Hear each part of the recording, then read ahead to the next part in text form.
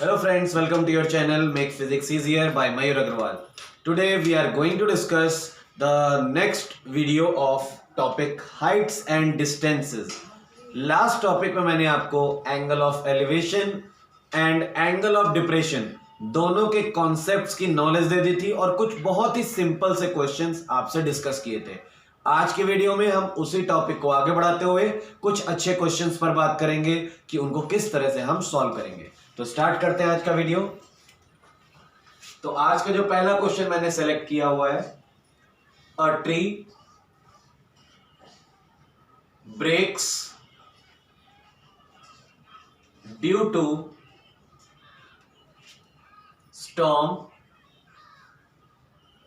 and broken part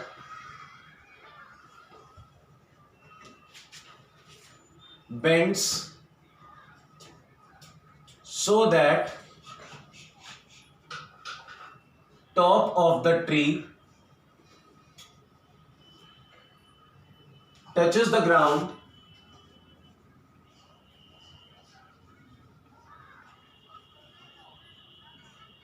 at an angle of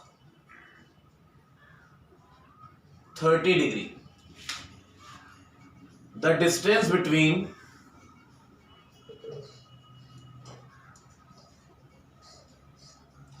foot of tree to the point where top touches the ground is 8 meter. Find height of the tree. This is the first question. Question में एक tree के बारे में बात हो रही है जो कि स्टॉर्म की वजह से ब्रेक हो गया है और उसका जो ब्रोकन पार्ट है वो टच कर रहा है ग्राउंड को एंगल बनाते हुए 30। तो सबसे पहले अगर हम डायग्राम की बात करें तो सपोज ये था ओरिजिनल लेंथ, ये थी original height of the tree, that is the original height of the tree h। Suppose हम कंसीडर कर लेते हैं ट्री जो ब्रेक हुआ है वो इस पॉइंट से हुआ है, इसको हम लोग पॉइंट का नेम लिख लेते हैं a point, this is b, और ब्रेक होने के बाद ये पार्ट यहां पर आ गया, इसको हम लोग लिख लेते हैं d। तो अगर हम इमेजिन करें तो ये जो ca पार्ट है यही CD होगा, मतलब ये दोनों पार्ट जो होंगे ये आपस में इक्वल होंगे क्योंकि यही ब्रेक होकर यहां पर गिरा हुआ है। दिस एंगल इज 30 डिग्री और ये डिस्टेंस हमें दी गई है 8। We have to find this distance, suppose this is x and this distance which is y। अगर हम लोग x और y को इंडिविजुअली फाइंड कर ले फिर दोनों को ऐड कर देंगे तो ट्री की कंप्लीट हाइट हमारे पास आ जाएगी। सो फर्स्ट ऑफ ऑल अगर हम देखें तो ये है हमारे ट्रायंगल के लिए हाइपोटेनस और ये चीज है हमारे लिए परपेंडिकुलर। तो हम लोग पहले लगा लेते हैं sin 30। sin 30 के अकॉर्डिंग फॉर्मूला लगेगा AB अपॉन AD। sin 30 की वैल्यू 1/2, AB की वैल्यू y और AD की वैल्यू x। तो यहां से आ जाएगा x is equal to 2y। अब हमारे पास है बेस और ये है परपेंडिकुलर। अब अगर हम लगाते हैं tan 30 तो tan 30 के अकॉर्डिंग लगेगा फॉर्मूला AB अपॉन BD।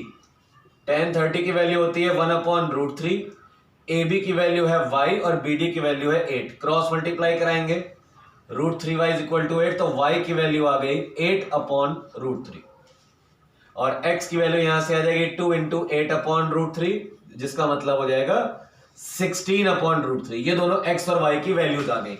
तो हम लोग लिख सकते हैं टोटल हाइट ऑफ ट्री। तो total height of the tree हो जाएगा x प्लस y। सो x की वैल्यू आई है 16/√3 प्लस 8/√3। इन दोनों को सॉल्व करेंगे 24/√3, रेशनलाइजेशन कराएंगे तो आएगा 24√3/3 जिसको सॉल्व करने पर फाइनल आंसर आया 8√3 मीटर। और 8√3 मीटर का मतलब है अगर आप √3 की वैल्यू क्वेश्चन में गिवन है तो आपको कंपलसरी है लगाना, और अगर नहीं गिवन है तो आप अपने आंसर को सिर्फ 8√3 पर भी छोड़ सकते हो। तो ये था हमारा क्वेश्चन ट्री से रिलेटेड, कि जब ट्री वाले क्वेश्चन या किसी बिल्डिंग वाले क्वेश्चन आ जाते हैं, जब उनका ब्रोकन पार्ट ग्राउंड को टच करता है किसी ना किसी पर्टिकुलर एंगल पर, तो इस तरह का डायग्राम बनेगा और इस तरह की पूरी वर्किंग होगी। तो ये था हमारा आज का टाइप 1 क्वेश्चन। टॉपिक में आगे बढ़ते हैं और टाइप 2 के क्वेश्चन की तरफ। जैसा कि मैंने आपको पहले भी बताया है, for solving any question related to height and distance you should read the question very carefully and first of all you have to draw a perfect diagram। जैसे ही आपका डायग्राम परफेक्ट बन जाएगा फिर उसके बाद वर्किंग करना बहुत ही ज्यादा आसान रहता है। ट्रिग्नोमेट्रिकल आइडेंटिटीज से ज्यादा आसान होते हैं क्वेश्चंस अगर आपको क्वेश्चन पढ़ना आ गया और उसका डायग्राम बनाना आ गया। तो क्वेश्चन नंबर जो हमारा टाइप 2 है उसकी बात कर लेते हैं। The angle of elevation, the angle of elevation of top of hill at foot of tar is 60 degree and angle of elevation of top of tar from foot of hill is 30 degree if tar's height is 20 meter। Find, क्या क्या find करना है हमें, देखिए height of the हिल, पहली चीज तो ये निकालनी है हाइट ऑफ हिल, और सेकेंड पार्ट में डिस्टेंस बिटवीन देम, दोनों के फुट के बीच की डिस्टेंस, डिस्टेंस बिटवीन देम। ये क्वेश्चन है इस बार हमारे पास। तो अब इस क्वेश्चन को पहले हम समझ लेते हैं क्या कहा जा रहा है। Angle of elevation of top of a hill from the foot of the tower, tower के फुट से हिल का टॉप देखने पर जो एंगल ऑफ एलिवेशन बन रहा है वो है 60 डिग्री, और टॉप ऑफ द टार को देखने पर हिल के फुट से, अगर हिल के हम लोग लोअर मोस्ट पॉइंट पर है और वहां से टार का टॉप देखा जा रहा है तो एंगल बन रहा है 30 डिग्री। टार की हाइट 20 मीटर है, तो बताइए उस हिल की हाइट क्या होगी और दोनों के बीच के फुट्स की डिस्टेंस क्या होगी। तो सबसे पहली बात तो अब हम यहाँ डिसाइड ये करना मुश्किल है कि हम टार को मैक्सिमम हाइट कर लें या हिल को। तो देखिए क्वेश्चन में अगर आप इमेजिन करते हो तो यहाँ पे कौन सा एंगल बढ़ा है 60 डिग्री, और आप एक कॉमन सेंस की बात लगाइए कि अगर आप किसी दो बिल्डिंग्स को, कोई दो बिल्डिंग्स है जिनको आप ऑब्जर्व कर रहे हो किसी एक पर्टिकुलर पॉइंट से, तो जिस बिल्डिंग की हाइट जितनी ज्यादा होगी उसको देखने के लिए आपको अपनी आईज उतने ज्यादा एंगल पर इंक्लाइंड करानी पड़ेगी, मतलब एंगल ऑफ एलिवेशन उतना ही ज्यादा रखना पड़ेगा। तो यहां पर क्योंकि जब टार के फुट से हिल के टॉप को देखा जा रहा है वो एंगल ज्यादा है, इसका मतलब क्लियर है the height of the hill is greater than the height of the tower. तो जो हमारा डायग्राम बनेगा, सबसे पहले हम एक ये लेवल ग्राउंड बना लेते हैं। This is the hill A B and this is the tower C D. जब टार के बॉटम से यहां से हिल का टॉप देखा जा रहा है दिस एंगल इज 60 डिग्री, और जब यहां से टार का टॉप देखा जा रहा है then the angle is 30 degree, और हमें ये हाइट दी गई है 20 मीटर। बस इतना डायग्राम है। तो हम लोग इसको लेट कर लेते हैं x और हम इसे लेट कर लेते हैं y। तो अगर हम लोग बात करें, सबसे पहले ट्रायंगल हमने डिसाइड किया, ट्रायंगल CBD। जैसा कि आप देख रहे हो ट्रायंगल CBD में हम लगा सकते हैं tan 30। तो tan का फॉर्मूला होता है परपेंडिकुलर अपॉन बेस, सो CD अपॉन BD। tan 30 की वैल्यू होती है 1/√3, CD की वैल्यू 20 और BD की वैल्यू x। तो x की वैल्यू आ गई 20√3 मीटर, यानी हमारा पहला आंसर। दूसरा आंसर बेसिकली हमारे पास आ गया डिस्टेंस बिटवीन देम। अब हम लोग ले लेते हैं ट्रायंगल ABD, और ट्रायंगल ABD में हम अप्लाई कर देते हैं tan 60। अब अगर हम ट्रायंगल ABD में tan 60 फॉर्मूला अप्लाई करेंगे तो इसका परपेंडिकुलर होगा AB और बेस होगा BD। tan 60 की वैल्यू √3, AB की वैल्यू y है और BD की वैल्यू है x। So √3 is equal to y upon 20√3। Cross multiply से √3 इंटू 20√3, ये y की वैल्यू आ जाएगी 23 या 60 metre. So this is the value of y. ये हमारे पास दोनों ही आंसर्स आ गए. This is the answer of second part and this is the answer of first part. तो क्वेश्चन में जो चीज बाद में दी गई है वो हमने पहले निकाली, तो उससे कोई भी प्रॉब्लम नहीं है. आपके आंसर्स आने चाहिए, बस हमें मेन टारगेट अपने आंसर्स पर रखना है. कौन पहले आ रहा है कौन बाद में, ऐसा कोई भी जरूरी नहीं है. तो इस क्वेश्चन में जो सबसे खास बात थी वो यही थी कि एंगल ऑफ एलिवेशन की हेल्प से हमें काफी हद तक और क्वेश्चंस की इंफॉर्मेशन मिल जाती है कि हम किस बिल्डिंग को, या जब भी दो कंपैरिजंस होंगे तो उन कंपैरिजंस में से हम किसे ज्यादा हाइट का रखेंगे और किसे कम हाइट का रखेंगे. अगर ये कॉन्सेप्ट में आपको प्रॉब्लम होगी, आप सपोज इसे 20 का ले लेते हो और इसकी हाइट निकालोगे तो आपका आंसर पूरी तरह से गलत हो जाएगा. तो आपको साथ ही साथ इस बात का भी ध्यान रखना है कि क्वेश्चन की लैंग्वेज में आपको कंफ्यूजन नहीं होना चाहिए. अगर ऐसा है तो आप पहले उस कंफ्यूजन को दूर करिए, then only you can make the correct diagram. तो ये थे हमारे टाइप 2 के क्वेश्चंस. टाइप 2 के क्वेश्चंस में जो कि मैंने आपको समझाया, इस पॉइंट का बहुत जगह यूज होगा. अभी हम लोग बेसिक्स बात कर रहे हैं, अभी भी हम लोग लेवल 2 पर है. जो मेरा प्रीवियस वीडियो है जहां से आप इसका कॉन्सेप्ट समझ सकते हो हाइट एंड डिस्टेंस का, उसमें लेवल 1 के क्वेश्चन थे. आज मैं जितने क्वेश्चंस आपके सामने लाया हूं ये सारे लेवल 2 के हैं, और एक वीडियो में आपको और प्रोवाइड करूंगा जिसमें मैं सारे लेवल 3 के क्वेश्चंस रखूंगा. तो लेवल वाइज सॉल्व करने से ही आपको टॉपिक के बारे में सही इंफॉर्मेशन आप तक पहुंचेगी.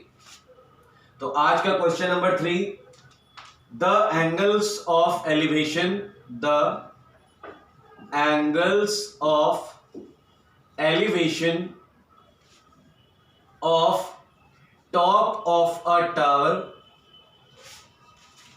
from 2 points, 2 पॉइंट से यहां पर एंगल ऑफ एलिवेशन की बात हो रही है, P and Q at distances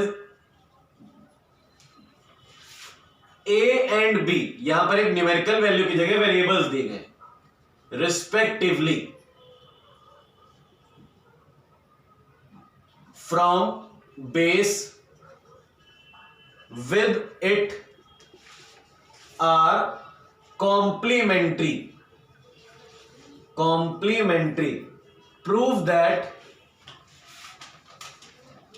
height of the tower is square root of AB. देखिए क्वेश्चन में कोई भी न्यूमेरिकल वैल्यू नहीं है, हमें वेरिएबल्स के टर्म्स में ही प्रूफ करना है. और मैं अपने कई वीडियोस में ये बात आपको बता चुका हूं, जो प्रूफ करने वाले क्वेश्चन है उनसे डरना नहीं चाहिए, बल्कि उनका हमें और मोस्ट वेलकम करना चाहिए. बिकॉज हमारे पास आंसर होता है, हमारे सामने आंसर होता है, हमें मालूम होता है कि इस क्वेश्चन में हमें लास्ट में ये चीज प्रूफ करनी है. तो बहुत ही आसान क्वेश्चंस होते हैं, ऐसा नहीं है कि प्रूविंग वाले मुश्किल हो जाते हैं, लेकिन स्टूडेंट्स में एक अजीब सी मेंटालिटी बनी रहती है कि प्रूविंग वाले क्वेश्चन है मतलब कि टफ होंगे. ऐसा कुछ भी नहीं है. तो angle of elevation top of a tower, मतलब ये ग्राउंड लेवल हमने ड्रॉ कर लिया और ये टावर ड्रॉ कर लिया, सपोज ए बी. टावर के टॉप को देखने पर 2 पॉइंट्स है P और Q. ये P पॉइंट है और Q पॉइंट है. P से देखने पर और Q से देखने पर जो भी एंगल्स बन रहे हैं दे आर कॉम्प्लीमेंट्री. कॉम्प्लीमेंट्री का मतलब होता है अगर हम इसे थीटा लेते हैं तो ये हो जाएगा 90 minus theta, because complementary angles are those angles which sum हो सम आर 90 डिग्री. ऐसे एंगल्स जिनका सम 90 डिग्री होता है उन्हें कॉम्प्लीमेंट्री एंगल्स कहते हैं. तो अगर हमने एक एंगल को थीटा लिया हुआ है तो दूसरा 90 माइनस थीटा बन जाएगा. और जो डिस्टेंसेज हैं, जो P की डिस्टेंस है वो है A, और जो इसकी डिस्टेंस है Q पॉइंट की वो है B. तो ये हमारा डायग्राम कंप्लीट हो गया और ये है हाइट. तो इस बार भी अगर हम सबसे पहले शुरुआत करते हैं ट्रायंगल APB में, तो यहां पर अगर हम tan थीटा लगाते हैं तो आएगा H/A. और अगर हम ट्रायंगल AQB में अगर बात करते हैं वहां पे लगाएंगे तो लगेगा tan 90 माइनस थीटा, और यहां लगेगा H/B. tan 90 माइनस थीटा होता है cot theta is equal to H/B. cot 1/tan theta लिखा जा सकता है is equal to H/B. Reciprocal करेंगे तो tan थीटा की वैल्यू आ रही है B/H. This is the also value of tan theta, और ये भी tan थीटा की वैल्यू. इसे लिख लीजिए इक्वेशन 1 और इसे इक्वेशन 2. फ्रॉम 1 and 2 दोनों ही tan थीटा की वैल्यू है, so we can say that H/A is equal to B/H. Cross multiply H square is equal to AB, so H is equal to √AB metres. तो जिस तरह हमने देखा कि कितना आसान था हमारे लिए पूरी वर्किंग करना, मेन कॉन्सेप्ट था कॉम्प्लीमेंट्री। कॉम्प्लीमेंट्री वर्ड का मतलब होता है ऐसे एंगल्स जिनका सम 90 डिग्री हो। तो अगर आप एक एंगल को थीटा कंसीडर करते हो तो दूसरा 90 माइनस थीटा हो जाएगा। दोनों ट्राइंगल्स में ट्रिग्नोमेट्रिकल रेशियोज लगाइए, दोनों ही जगह से हमें tan थीटा की वैल्यू मिल गई है। बिकॉज दोनों tan थीटा की वैल्यूज है इसलिए दोनों को हम इक्वल रख सकते हैं। जैसे इक्वल रखा हमारे पास रिलेशन प्रूव हो गया। So height of the tower is square root of AB। कई बार ये भी देखा गया है कि यहाँ A और B की जगह कुछ डिस्टेंसेस भी दी जा सकती हैं। तो अगर डिस्टेंसेस दी गई होंगी तो यहीं पर आंसर हमारा न्यूमेरिकल वैल्यूज में आ जाएगा। So you don't need to be worry about the level of the question. आपको अगर कॉन्सेप्ट क्लियरेशन है प्रॉपर अपने दिमाग में, then you can solve very easily. Question किसी भी लेवल का आ जाए, लेकिन हाँ तैयारी जिस बच्चे की होगी, जिस स्टूडेंट ने हर तरह के हर लेवल के क्वेश्चन से जो बच्चा फेमिलियर होगा, वही स्टूडेंट एग्जाम में प्रॉपर वे में सॉल्व कर पाएगा। अदरवाइज कई स्टूडेंट्स ऐसे होते हैं जिनको half of the chapter clear होता है, मोस्टली जो हार्ड क्वेश्चंस होते हैं जो एक्सरसाइज के आखिरी में होते हैं वो टच नहीं करते हैं, वो क्योंकि समझते हैं वो उनसे हो ही नहीं पाएंगे। तो ये चीज गलत है। जब तक आपको टॉपिक पूरा नहीं आता है, देन ये समझ के चलिए आप फिर उस टॉपिक से रिलेटेड कोई क्वेश्चन आप एग्जाम में नहीं कर पाओगे। टॉपिक हमेशा पूरा आना चाहिए या तो फिर नहीं आना चाहिए। दोनों के बीच में रहना बहुत ही ज्यादा डेंजरस सिचुएशन होती है। तो हम लोग वीडियो में अपने आगे बढ़ते हैं और अगले टाइप के क्वेश्चंस की बात करते हैं। Type number 4। टाइप नंबर 4 में भी हमारा क्वेश्चन का लेवल थोड़ा सा ही, जो आज मैंने जिन लेवल्स की बात की है उन्हीं के लेवल के पैरेलल है। थोड़ा सा बस उसमें डायग्राम बनाने में आपको एक बार हिचक होगी, लेकिन जैसे ही आपको एक बार मैं एक्सप्लेन कर दूंगा तो आपके सारे हेजिटेशंस दूर हो जाएंगे। An aeroplane at an altitude, एक एरोप्लेन है जिसका एल्टीट्यूड है 1500 मीटर, फाइंड्स दैट, वहां से देखा जाता है टू शिप्स, दो अलग अलग शिप्स हैं, they are sailing towards it, मतलब वो उसके पास आ रहे हैं, towards it in same direction, दोनों एक ही डायरेक्शन में। द एंगल्स ऑफ डिप्रेशन, अब यहां देखिए यहां वर्ड आया डिप्रेशन, तो हमें डिप्रेशन एंगल दिखाना होगा। The angles of depression as observed are, जो एंगल ऑफ डिप्रेशन है वो है 45 degree and 30 degree respectively. We have to find the distance between the ship.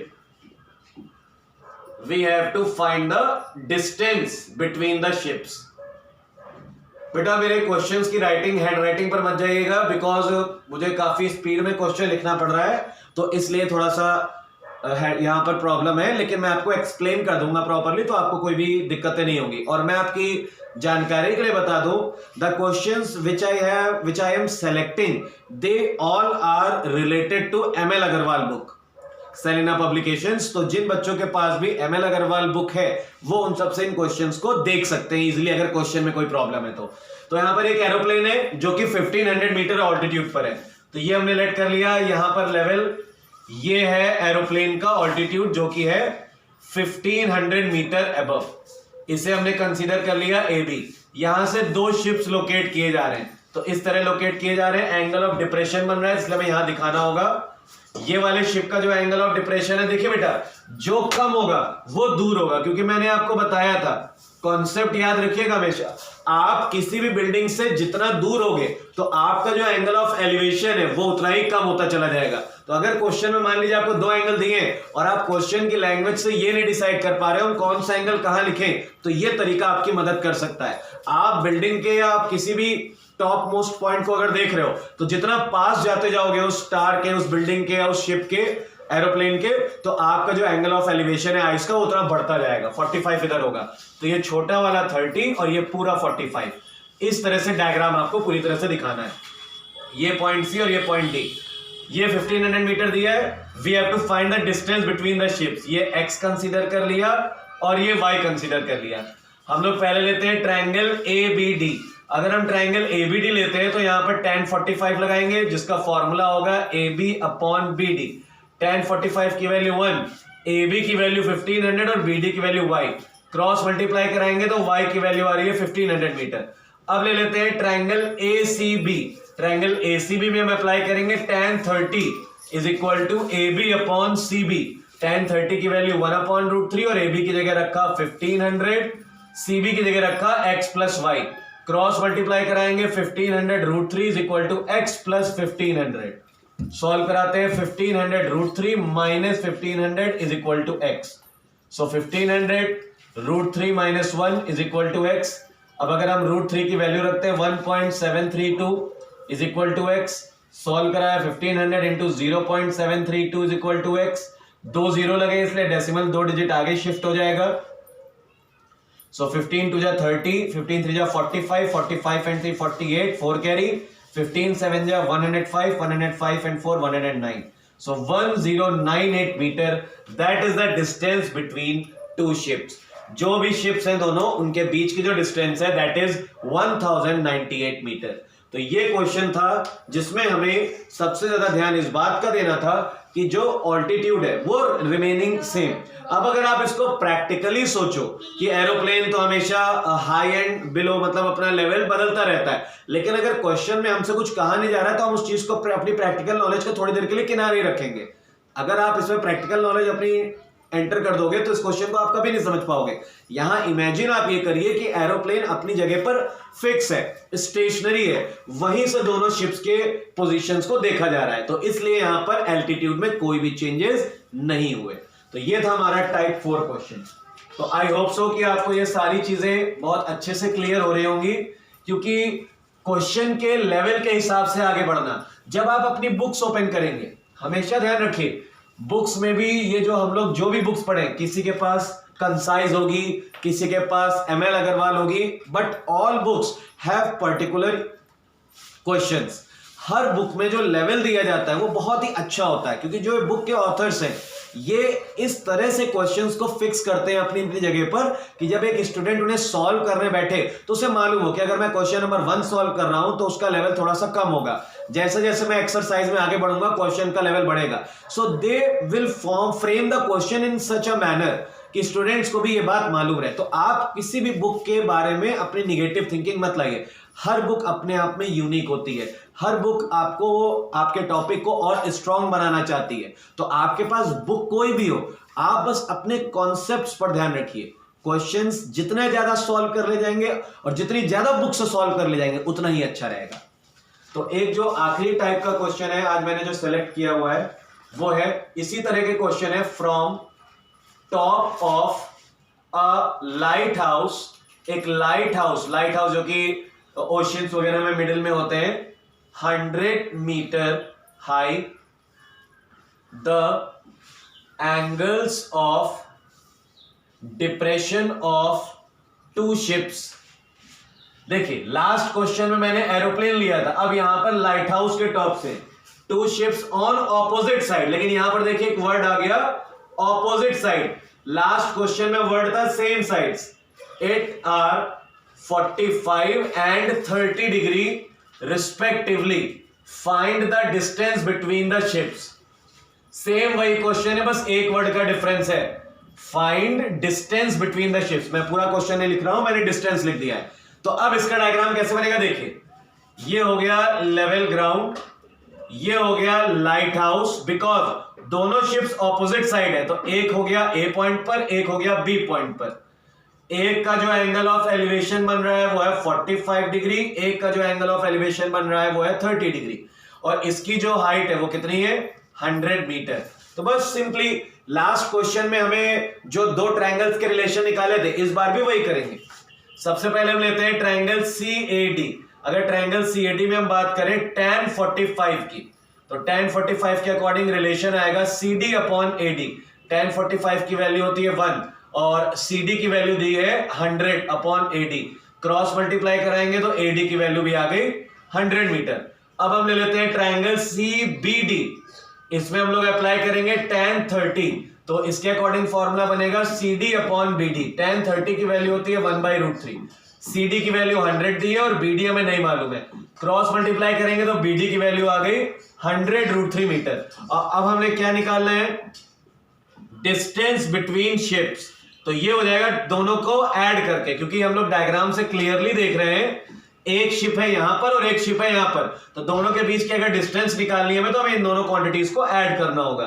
So 100 plus 100√3, so 100 common ले सकते हैं, 1 प्लस √3, यहां से आ जाएगा 100, 1 प्लस 1.732, सो 100 मल्टीप्लाई 2.732, 2 डिजिट आके डेसिमल शिफ्ट हो जाएगा, तो 273.2 metre, that is the final answer. तो इस क्वेश्चन में और लास्ट क्वेश्चन नंबर 4 और 5 में मेन डिफरेंस क्या था, सिर्फ एक वर्ड का, opposite sides and same sides. तो एग्जाम में अगर कोई इस तरह का क्वेश्चन आ जाता है तो आपको बहुत ध्यान रखना है इस वर्ड का कि यहां पर सेम साइड है वो दोनों ऑब्जेक्ट्स जिनको ऑब्जर्व किया जा रहा है, या वो दोनों ऑब्जेक्ट्स ऑपोजिट साइड है। एक और जो चीज मैं यहां मिस कर रहा हूं, यहां मुझे ये जरूर दिखाना है, एंगल ऑफ डिप्रेशन। याद रखिएगा बेटा, कभी भी अगर क्वेश्चन में ये वर्ड यूज हुआ है एंगल ऑफ डिप्रेशन, तो आपको यहां पर एंगल जरूर दिखाने हैं। हालांकि आंसर्स आपके आ जाएंगे क्योंकि वो ऑब्वियसली वो ऑल्टरनेट होने की वजह से इक्वल हो जाते हैं एंगल्स, लेकिन फिर भी अगर आप डायग्राम का मार्क्स नहीं गंवाना चाहते हो, if you don't want to lose the marks of the diagram, then you have to show this angle of depression positively. याद रखिएगा, इस चीज को बिल्कुल मत भूलिएगा। तो ये था मेरा आज का वीडियो। आज के वीडियो मैंने आपको लेवल 2 के सभी क्वेश्चंस बता दिए हैं, इनकी प्रैक्टिस करिए। कोई प्रॉब्लम हो तो मुझसे जरूर शेयर करिए। तो मेरे चैनल पर वॉच करने के लिए वेरी वेरी थैंक यू। और साथ ही साथ ये बात ध्यान रखिएगा कि जितना ज्यादा से ज्यादा आप वीडियोस को सब्सक्राइब करेंगे तो उतना मेरे लिए भी अच्छा रहेगा और मैं आपके लिए पॉजिटिवली और भी अच्छे वीडियोस लाऊंगा।